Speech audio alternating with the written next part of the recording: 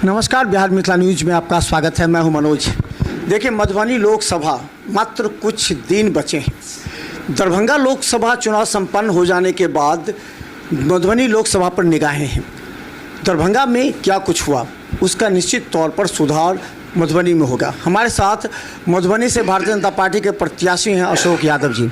अशोक जी, दरभंगा में चुनाव संपन्न हो गया, कुछ इफ बट वहाँ रहा, किस तरह उन तमाम बातों को ध्यान पर रखते हुए अपने कार्यकर्ता और नेताओं को आपने काम दिया?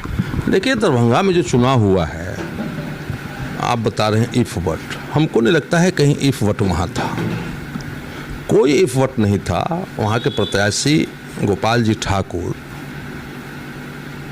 मेरा जो अपना आकलन है, कम से कम 2.5 लाख वोट से ऊपर से जीतेंगे।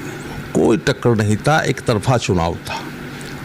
और चुनाव में तो कुछ लोग होते ही हैं, विरोधी पक्ष के लोग होते हैं जो माहौल को बिगाड़ते हैं, तरह तरह की बातें करते हैं, अफवाह उड़ाते हैं। इसमें कुछ नहीं था। हर जगह लड़ाई, अभी जो लड़ाई चल रही है 85 और 15% की लड़ाई चल रही है। 85% एक तरफ है और 15% एक तरफ है, कहीं मुकाबला नहीं है। और मधुबनी में भी वही मुकाबला है। हम पहले से भी कहते रहे हैं 4 जून को रिजल्ट आने दीजिए, एक चौंकाने वाला रिजल्ट होगा और एक भारतीय जनता पार्टी की पुनः ऐतिहासिक जीत होगी। आप 15 दिन पहले जो क्षेत्र में घूमते थे, अभी 4 दिन 5 दिन पहले घूम रहे हैं, कुछ तो अंतर आया होगा जो वोटर हैं उनके विचारों में, जो आपके प्रति जो रुझान है, जो मोदी के प्रति जो रुझान है मोदी के कार्यक्रम के बाद, तो क्या लगता है कि 10-15 दिन में कुछ अंतर आया आपका? देखिए, ये वोट का नियम होता है चुनाव का। जब शुरुआती दौर होता है चुनाव का तो वोटर खुलता नहीं, साइलेंट वोटर रहता है, विचारेंगे, कुछ रहता है। लेकिन जो चुनाव नज़दीक आता है, दोनों पक्ष के वोटर खुलते हैं और बोलना शुरू कर देते हैं। पोलराइज होता है, बोलना शुरू कर देते हैं।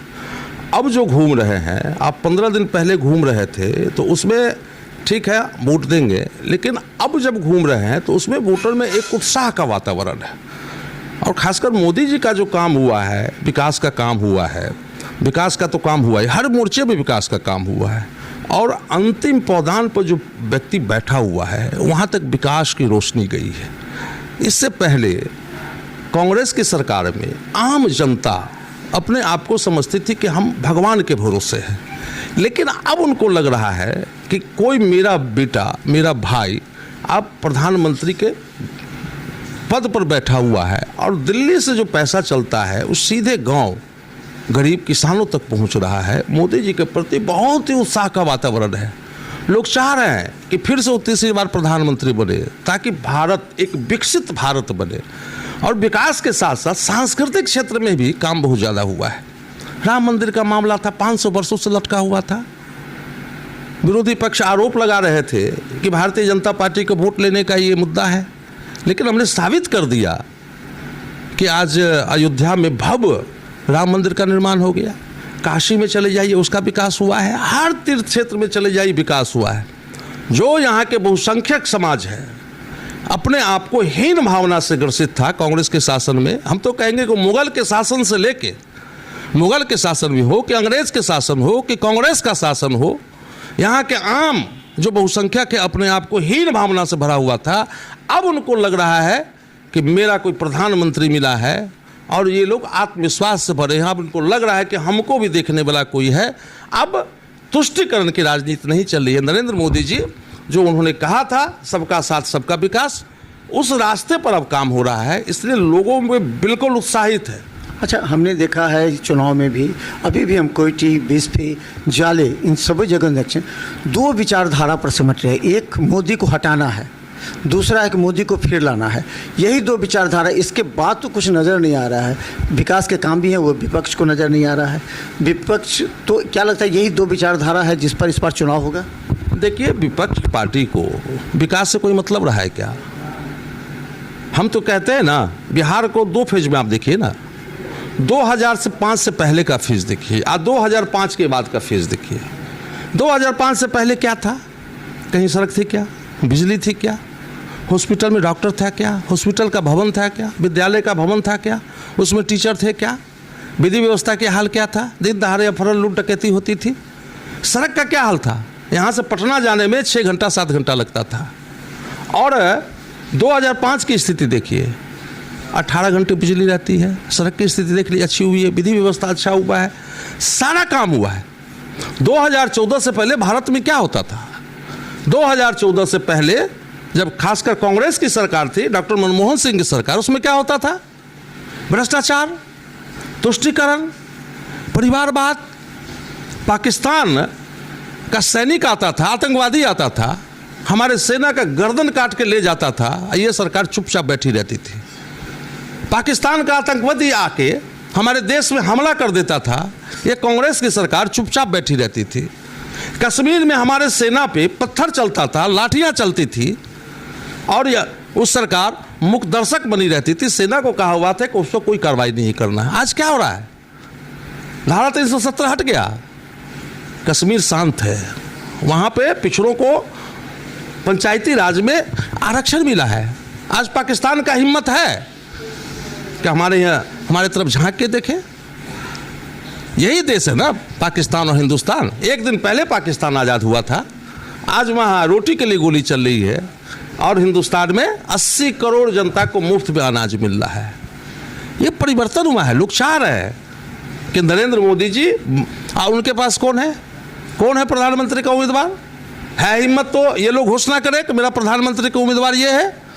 कोई नहीं है, इनका आपसी समझौता है, साल 1.5 साल करके प्रधानमंत्री बनेंगे। ऐसा देश चलता है क्या? मुझे क्या लगता है कि रोड शो जो पटना में हुआ प्रधानमंत्री का, और कल काशी में हुआ रोड शो, क्या उसका असर पड़ रहा है? लोगों ने देखा जिस तरह उन्होंने भावुकता के साथ किया कार्यक्रम, तो क्या लगता है उसका असर पड़ेगा? नरेंद्र मोदी जी पूरे देश में जहाँ भी कार्यक्रम करते हैं उसका असर पूरे देश में पड़ता है, क्योंकि आज आम लोग के पास टीवी है, मोबाइल है, सूचना तंत्र इतना विकसित हो गया है कि मोदी जी के एक एक बात को गौर से भारत की जनता सुनती है, और पूरे देश पर इसका प्रभाव पड़ता है। अच्छा, ये बताइए, आप अपना बता दीजिए कि अब आपके पास एजेंडा क्या, अपना एजेंडा क्या? मोदी जी का एजेंडा तो जो अलग है, आपका एजेंडा क्या है? जो चुनाव अगर आप जीतते हैं तो उसके बाद क्या आपका एजेंडा रहेगा? जो मुद्दे रहेंगे जिस पर आप काम करेंगे, जो पिछले बार नहीं हो पाया, जो कि कुछ रुक गया है किसी वजह से, या फिर कुछ आपके दिमाग में था जो नहीं हो पाया, वो कौन कौन से एजेंडे हो सकते हैं जिस पर? देखिए, अभी चुनाव का समय है, हम लोग वादों में विश्वास नहीं करते हैं। वादे तो ये लोग करते रह गए सब दिन, जो इंडिया गठबंधन के लोग हैं, लेकिन कैसे नहीं काम हुआ है। आप रेलवे स्टेशन देख लीजिए, वहाँ पर आधुनिक सुविधा मिलेगी, काम भी चल रहा है। चाहे NH का हुआ है, गोरखपुर से लेके सिल्लीगुड़ी सब हुआ है। आप दरभंगा से जयनगर देख लीजिए, हजारों करोड़ का काम हुआ है। काम नहीं हुआ, आपको पंडौल में इंजीनियरिंग कॉलेज खुल रहा है, आपको मधुबनी जिला में, हाँ, झंझारपुर लोकसभा में पड़ जाता है, मेडिकल कॉलेज खुल रहा है। बहुत ऐसा सारा काम हुआ है। सांसद का काम होता है कि भारत सरकार की जो योजनाएं हैं, उन योजनाओं को अपने क्षेत्र में ले जाना। और बहुत सारी समस्या है। आप केंद्रीय विद्यालय है, केंद्रीय विद्यालय आज से स्वीकृत नहीं है, यहाँ स्वीकृत है, लेकिन ज़मीन की प्रॉब्लम के कारण नहीं बन रहा है। आज से स्वीकृत नहीं है, ये 10 वर्षों से पहले स्वीकृत हुआ, उसकी समस्या है। आपको मधुबनी में ओवरब्रिज है 13 नंबर गुमती पर, उसका टेक्निकल स्वीकृति मिल गई है, उसका जो बनता है टेंडर होगा, उसका भी एस्टिमेट बनाने के लिए टेंडर वो भी हो गया है, उसका भी निर्माण होगा।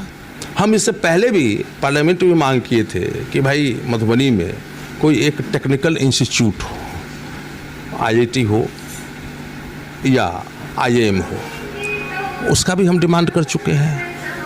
मधुबनी में बहुत प्रयास किए ये स्टेडियम का निर्माण हो, लेकिन वो भी प्रक्रिया दिन हमको लगता है कि अब जल्दी हो जाएगा। उसमें चूँकि बिहार सरकार भारत सरकार दोनों को करना है, दोनों को करना है। बीच में कुछ कठिनाई आ गई थी, इस कारण नहीं हो पा गया है।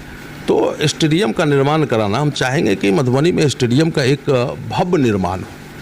अगर ज़रूरत पड़े तो पूरे बिहार का अगर खेल का आयोजन करना पड़े, हम तो ये वादा नहीं करेंगे। इंटरनेशनल स्टेडियम के लिए तो बहुत बड़ा पैमाना होता है, लेकिन बिहार लेवल का एक स्टेडियम हो ताकि यहाँ पर ये युवाओं को खेल कूद के लिए वहाँ पर सुविधा हो।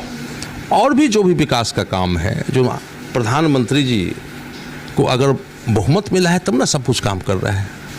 फिर से प्रधानमंत्री बनेंगे नरेंद्र मोदी जी, और उन्होंने तो घोषणा कर दिया है कि 100 दिन के अंदर में अपने कुछ बताने वाले हैं। तो ये हमारा मुद्दा ही है, विकास और राष्ट्रवाद। अंतिम सवाल, दरभंगा में या अन्य जगहों पर वोट प्रतिशत कम हुआ है। हमने पहले भी सवाल 56% हुआ दरभंगा में, जबकि प्रशासन पूरी तरह सक्रिय थी। तो क्या आपने अपने बूथ लेवल के जो आपके कार्यकर्ता हैं, नेता हैं, उनसे बात की है कि किसी भी तरह वोट प्रतिशत बढ़ाया जाए, तभी कुछ संभव हो सकता है? क्या आपको इस पर ध्यान है कि चुनावी रणनीति के तहत है कि वोट प्रतिशत बढ़ाने के लिए? देखिए, आप पहले चरण से अगर शुरुआत करेंगे तो पहले चरण में कम मतदान हुआ था।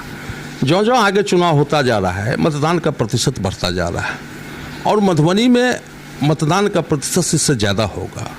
और यहाँ तक आपने क्या ये मीडिया में बोलने की बात नहीं है। ये भारतीय जनता पार्टी के पास पन्ना प्रमुख तक, बूथ स्तर तक हमारा संगठन है। निश्चित रूप से हमारे कार्यकर्ता सक्रिय रहते हैं, आज भी सक्रिय हैं, और सभी वोटर के पास जा के उनसे निवेदन कर रहे हैं, प्रार्थना कर रहे हैं कि आप अपना मतदान अवश्य कीजिए। और हमें विश्वास है कि मधुबनी में दरभंगा के मुकाबले या अन्य जगहों के मुकाबले मतदान का प्रतिशत बढ़ेगा। आज क्या कार्यक्रम है, कहाँ आपका? आज बेनीपट्टी विधानसभा में है, वही मोटरसाइकिल से घूमे, लोगों से जनसंपर्क करेंगे। आज सारा दिन का कार्यक्रम बेनीपट्टी विधानसभा। तो हम बता दें, देखिए, ये बात अब चर्चा आम हो गई है कि आप अपने सांसद को जिताते हैं काफ़ी मत से, और सांसद एक मत देता है पार्लियामेंट में, जिससे मोदी सरकार कानून और संविधान में संशोधन करके जनहित में योजनाएं लाती है। इसीलिए आपके लिए भी आवश्यक है कि आप जब सांसद को जिताते हैं तो ये मुद्दा नहीं है कि आपने जीता है, मुद्दा यह है कि आपके वोट से जीते हुए सांसद एक मत देते हैं, जिससे पार्लियामेंट में नए कानून बनते हैं जो आपके हित के लिए होता है। इसलिए देखते रहिए बिहार मिसाल न्यूज़, क्योंकि हम जनता के विचार भी आप तक ला रहे हैं, क्योंकि लगातार मधुबनी के 6 विधानसभा में हम जनता के विचार तक जाते हैं। देखते रहिए बिहार मिसाल न्यूज़। धन्यवाद।